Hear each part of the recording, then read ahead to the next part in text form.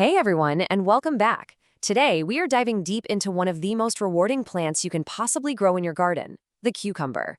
We're going to cover the entire journey from putting a single tiny seed in the ground all the way to a crisp, delicious, and absolutely massive harvest. And really, that's what this is all about, isn't it? That incredible feeling, that amazing taste. There is truly nothing that compares to the snap of a cucumber you've grown yourself. It's a total game changer.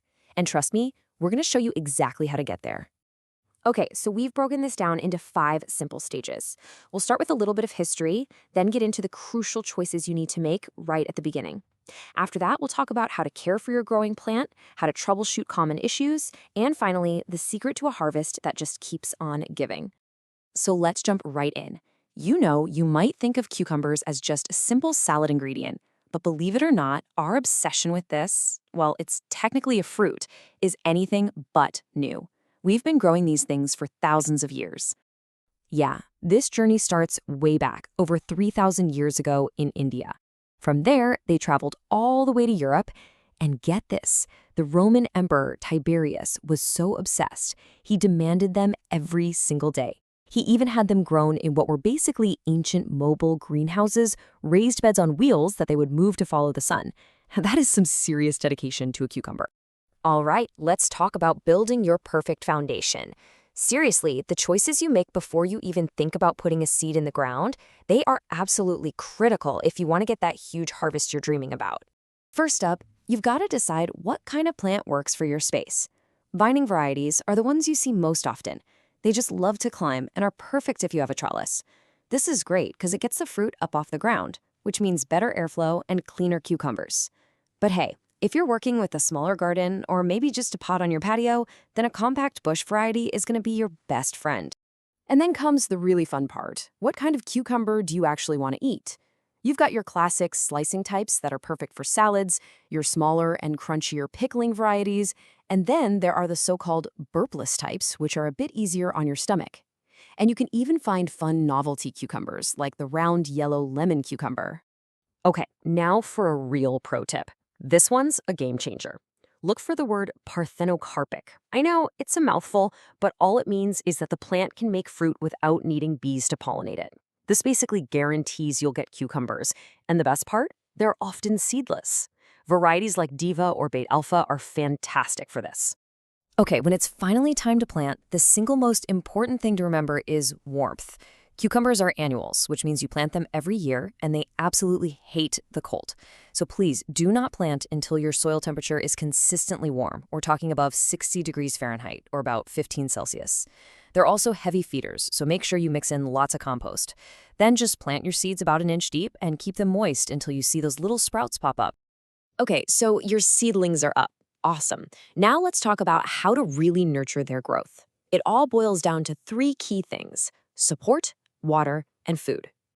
Listen, if you're growing a vining type, do not wait to give it something to climb on. Seriously, get that trellis in early and start training those little vines to go up. It makes a world of difference. It improves air circulation, which helps prevent diseases. It keeps your beautiful cucumbers out of the dirt, and it makes finding them at harvest time so much easier.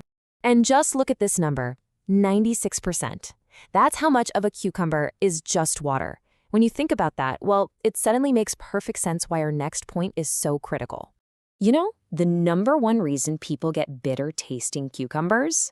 It's inconsistent watering. It's that simple. They need a deep, consistent soak, especially once they start making flowers and fruit. A good rule of thumb is about an inch of water a week. And hey, always aim for the soil at the base of the plant, not the leaves. That's how you prevent fungal problems. A nice layer of mulch is your best friend here too, for locking in that moisture. You know, a little bit of simple pruning can work wonders. Don't be scared of it. As your plant gets taller, just snip off some of those leaves at the very bottom and any little stems that aren't making flowers. This does 2 amazing things. It boosts that airflow we talked about, and more importantly, it tells the plant, hey, stop wasting energy down here and send it all up to make more fruit for me. Of course, even when you do everything right, you might run into a few little problems. But don't you worry, this section is your simple guide to troubleshooting, and it'll help keep your plants healthy and pumping out cucumbers. So, you go out to your garden and? What's this? Something's been munching on your leaves? let's take a look at the usual suspects and some super easy organic ways to handle them. All right, first up, cucumber beetles. They can be a real pain, but here's a cool organic trick. Plant burpless varieties. They actually contain less of the stuff that attracts the beetles in the first place. For powdery mildew, that's that white, fuzzy stuff you see on the leaves, your best defense is good airflow, just like we talked about. But if it shows up, a simple spray of 1 part milk to 3 parts water can work wonders. And like we said, if your cucumbers taste bitter, the problem is almost always just a lack of consistent water. And now, we've made it to the best part, the harvest. This is where all that hard work pays off, and I'm going to let you in on the single most important secret to getting a massive, continuous crop all season long. Okay, listen closely, because this is the most important thing you need to know about harvesting. A cucumber plant has one job in its mind: make viable seeds for the next generation. That's it. So if you let even one cucumber get huge and yellow on that vine, the plant basically thinks, mission accomplished, and it just stops making new ones. So what does that mean for you? It means you have to harvest early, and you have to harvest often. For those big slicing cucumbers, grab them when they're about 6 to 8 inches long. For the little pickling types, you can start as small as 2 inches.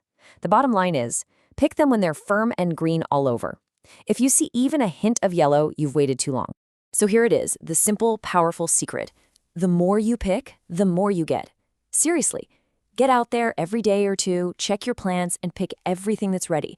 You're basically sending a constant signal to the plant that says, keep going, make more. It's the trick to turning a couple of plants into an absolute mountain of cucumbers.